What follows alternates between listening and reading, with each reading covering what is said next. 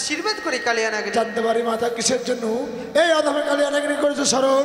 নিশ্চয় বলবো, তার পূর্বে যে আমার সাথে অঙ্গীকারই করতে হবে কি তোমায়। বলছো জানি?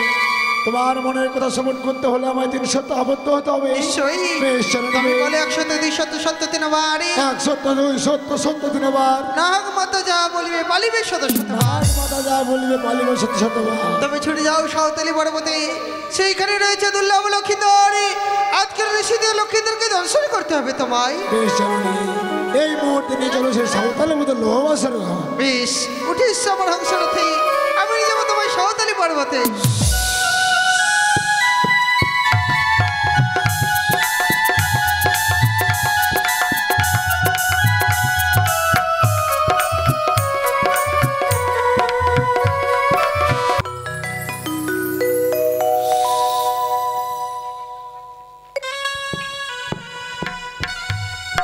জননী বলো নাগিনী।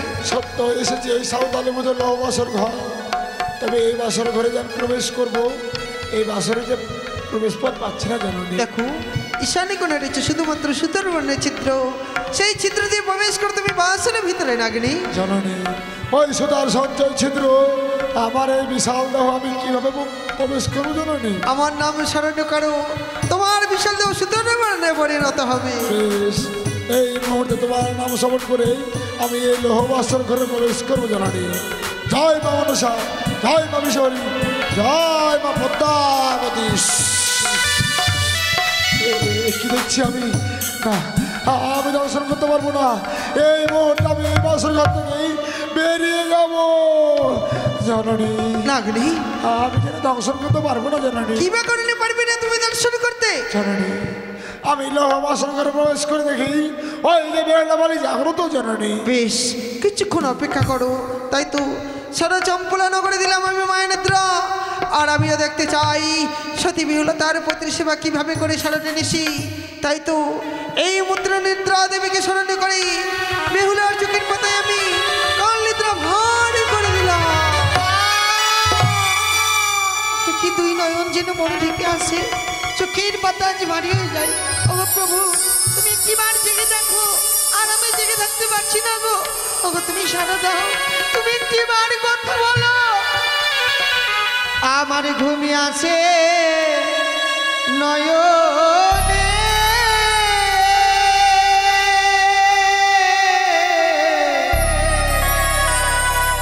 একা জাগি কেমনে, আমার ঘুমি আসে নয়নে,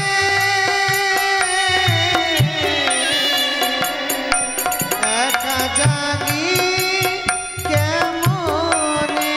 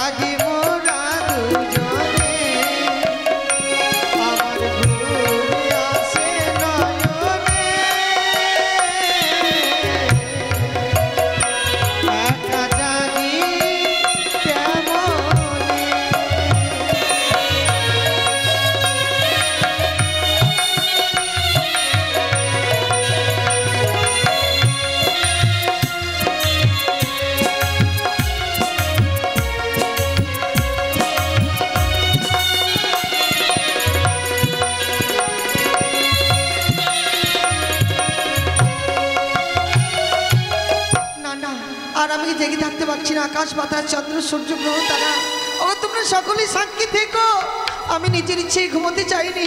ওগো বসুমাতা, আমার স্বামীকে তোমার বক্ষ মাঝে রেখে দিলাম, তুমি আমার স্বামীকে দেখে রেখো মা। আমার স্বামী যদি জেগে যায় বলো, আমি নিজের ইচ্ছে আমি কখনো ঘুমোতে চাইনি।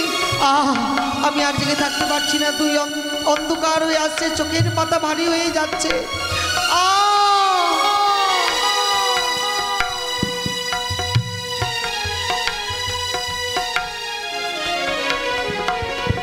লাগনি দেখো,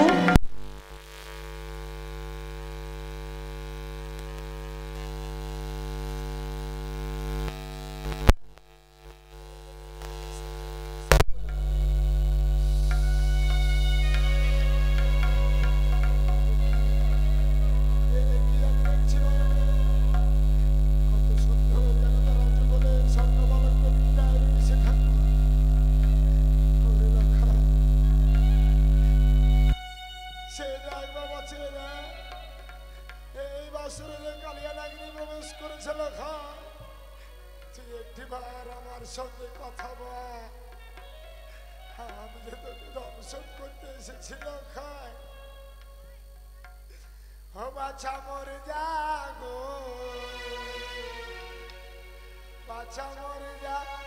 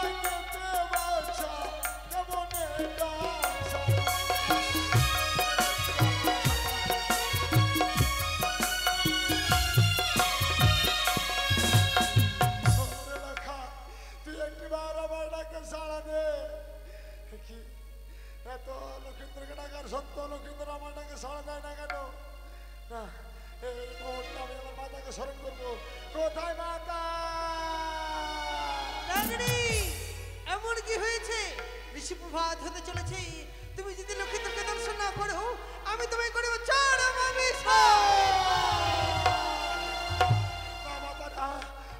তুমি অভিশাপ করে না। আমি যে লক্ষ্মীদেরকে দর্শন করতে পারছি না মাতা। কেন? লক্ষ্মীন্দর যে নিষ্পাপ, তার অঙ্গে আমি বাপের ছায়া দেখতে পাচ্ছি না বলে আজ যেন আমি তাকে দর্শন করতে পারছি না। দেখো, বাসন ঘরতে জ্বলছে তেলের প্রদীপ, সেই প্রদীপ নিভিয়ে দিয়ে সেই তেল লক্ষ্মীদের রঙে ছিটে দেবে, লক্ষ্মীদের দেহ পাপে জলজীর্ণ হয়ে যাবে।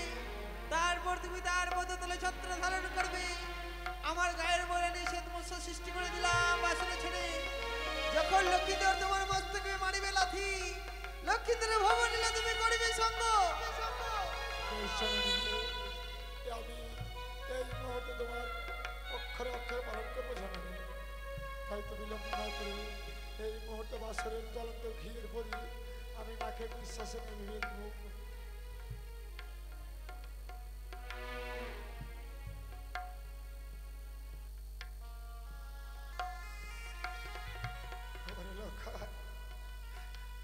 আমি তোকে জোড়হাত করছি পুত্র, ভুলেও এই কালিয়া নাগিনীর মস্তকে মন আঘাত করিস না হলে যে এই কালিয়া নাগিনী তোকে ক্ষমা করতে পারবে না। আমার মস্তকে মন আঘাত করিস না।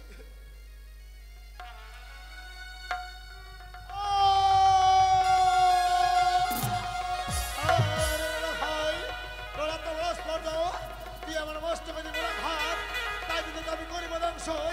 সাক্ষী দেখো চন্দ্র সূর্য, সাক্ষী দেখো অকস্মাত, সাক্ষী দেখো ত্রিষ্কুণ্ড এই মুহূর্তে লক্ষিন্দরের ভবনীলা আমি করিলাম সঙ্গ।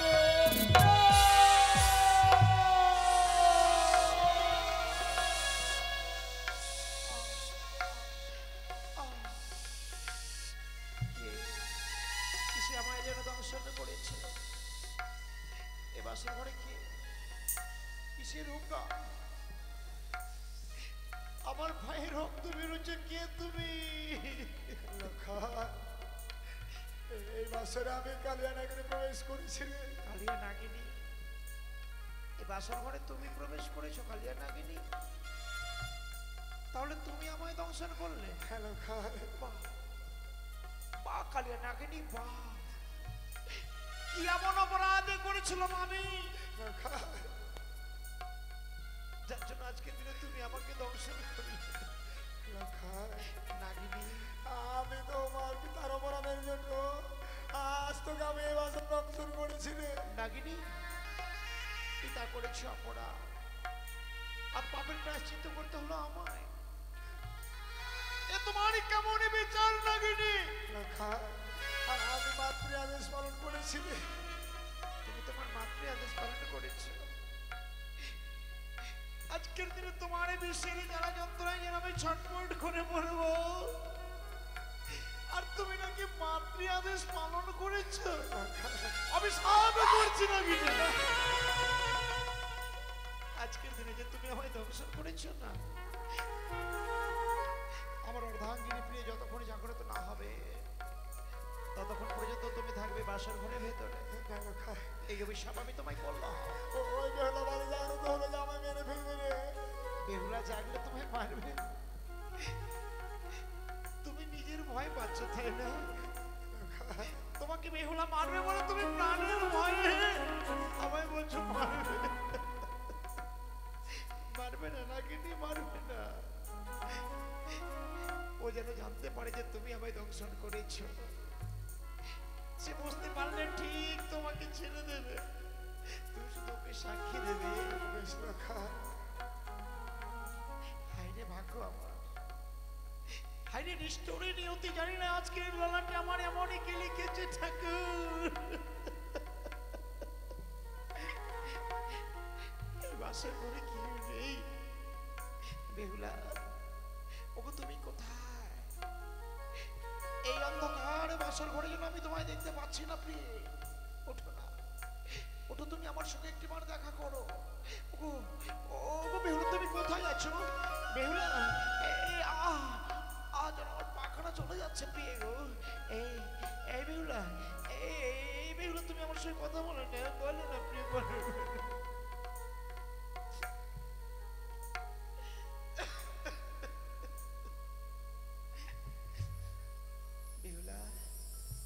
তুমি আমার সঙ্গে কথা বলবে না? ওই আর উঠো বেহুলা, জ্বালাও রে বাতি,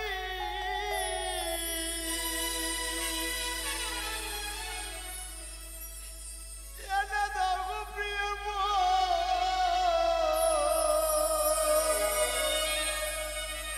ওই ওই অসুপাতি।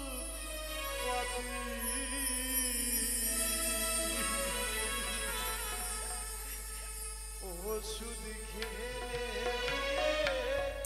যদি বাঁচে প্রাণ গো, ওষুধ খেলে প্রিয়ে যদি বাঁচে প্রাণ গো।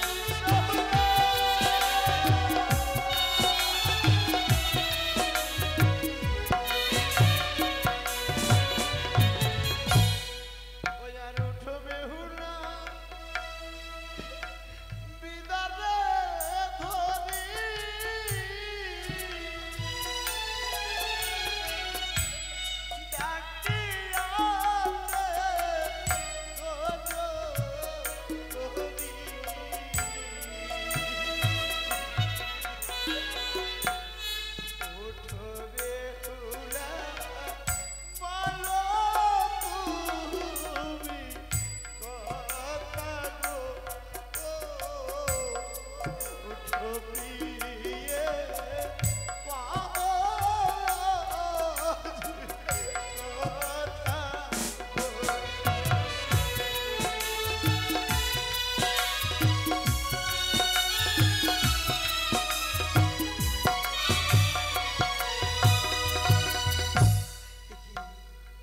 তুমি আমার সঙ্গে কথা বলছো না প্রিয়ে? এতবার তোমায় ডাকলাম, ওগো প্রিয়ে তুমি ওঠো। তুমি ছাড়া বাসার ঘরে আমার কেউ নেই, তুমি ছাড়া আমার সঙ্গে কথা বলবার মতো কেউ নেই প্রিয়ে। দেখো না এই বাসার ঘরে দেখো অন্ধকারে বিরাচ্ছন্ন হয়েছে। ওগো ওগো প্রিয়ে তোমায় তোমায় আমি রন্ধন করতে বলেছি বলে তুমি অভিমানে করেছো। অভিমানে প্রিয়ে অভিমানে করতে নেই, অভিমানে করো না তুমি আমার সঙ্গে কথা বলো।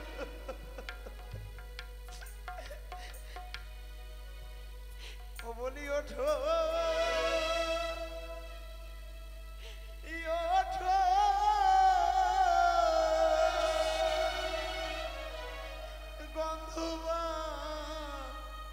গন্ধবানিয়ার ঝি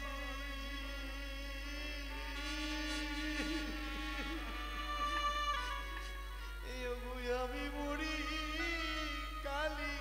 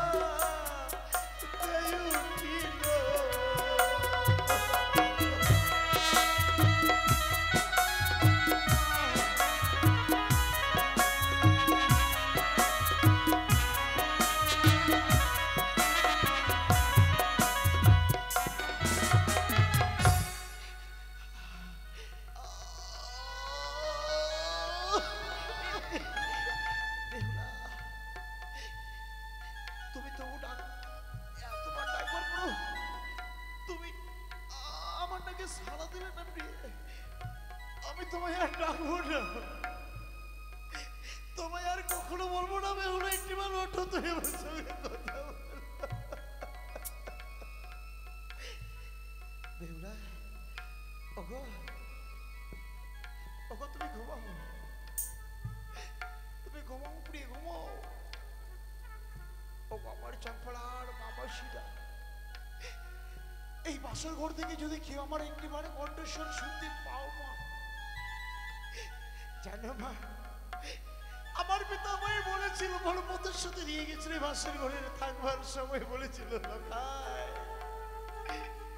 ওরে এই বাসর ঘরে রেখে গেলাম লোকায়, বাসর ঘর ছেড়ে আমি পালিয়ে যাব না রে, ওই ডাক প্রহরীদের সঙ্গে আমিও পাহারা দেবো লোকায়, কখনো বিপদে পড়লে তুই ডাকবি ঠিক ছুটে আসবো। নেই নেই এত সুন্দর রাজপ্রাসাদ ছেড়ে পিতা আমার এই বাসরঘর থেকে কি করবে? আমাদের ছেড়ে পিতা পালিয়ে গেছে, তাই ওগো আমার চম্পলার মামাসি, ওগো আমার সাঁওতালি ভূতনের মামাসিরা কেউ যদি আমার কণ্ঠে স্বর একটি বার শুনতে পাও মা, জানো মা, মানুষ মরে গেলে না মানুষের এই মরদেহটার আর কোনো দাম থাকে না মা, এই মরদেহটা যেন মূল্যহীন হয়ে যায় মা গো। তাই আজকের দিনে জানো মা, আজ পদ্মার কাল্লাগিনীতে আমার দংশন করেছে গো,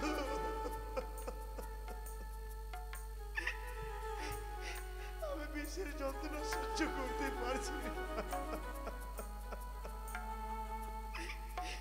আমার মা বলেছিল লোকায় তুই ফিরে এসে আমার প্রণাম করবি, তাই প্রণাম করতে তো কাউকে পেলাম না মা, আমি অদূর থেকে শুধু তোমাদের চরণে প্রণাম করছি মা গো, আমি যদি কোনো অন্যায় করে থাকি অপরাধী করে থাকি মা তোমরা আমাকে ক্ষমা করে দেবে দূর থেকে, আমার পিতাকে বলে দেবে লোকাই মরে গেছে বাসরে ঘরে, আর মানুষ মরে গেলে সব থেকে মূল্যবান জিনিস হলো স্বর্ণ পালঙ্ক নয় মা, একটি কাঁচা বাঁশের খাট পালঙ্ক যদি সুন্দর করে বানিয়ে নিয়ে আসবে না, আমরা চলে যখন যাবো ওই অলোক থেকে পরলোকে গমন করবো, ওই কাঁচা বাঁশের খাট পালঙ্কই চড়ে শ্মশানে যখন যাবো না, যার জন্য যখন কাঁদে নিবে তখন ভাববে আমি অনেক মূল্যবান পালঙ্কে চড়ে আছি মা, এই পালঙ্কর চাইতে আর মূল্যবান পালঙ্ক কোথাও নেই, তাই আমার জন্য যেন সুন্দর করে ওই কাঁচা বাঁশের খাট পালঙ্ক নিয়ে আসে, ওই খাট পালঙ্কতে আমি বিদায় নিয়ে যাবো। যেন আমি কথা বলতে পারছি না, এই যেন আমি আর দাঁড়িয়ে থাকতে পারছি না, পায়ের বাড়ি যেন আমার দূরে সরে যায়। বেহুলা এই দেখো না অন্ধকারে যেন বিরাচ্ছন্ন হয়ে আসছে আমার চারিদিকে, ও কি যেন কি যেন আমায় লোখায় লোখায় বলে ডাকছে, না না